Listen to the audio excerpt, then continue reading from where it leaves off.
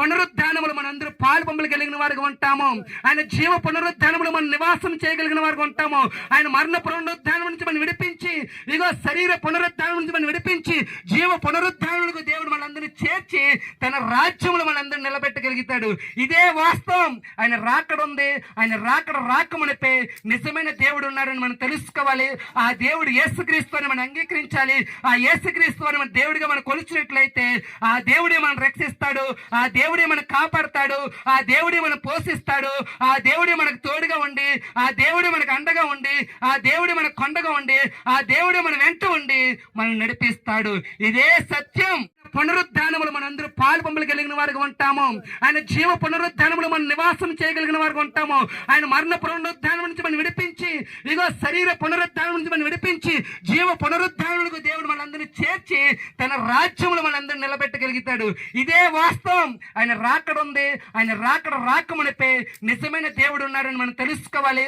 ఆ దేవుడు యేసుక్రీస్తు అని మనం అంగీకరించాలి. ఆ యేసుక్రీస్తు అని మన దేవుడిగా మనం కొలిచినట్లయితే ఆ దేవుడే మనం రక్షిస్తాడు. ఆ దేవుడే మనకు కాపాడుతాడు. ఆ దేవుడే మనం పోషిస్తాడు.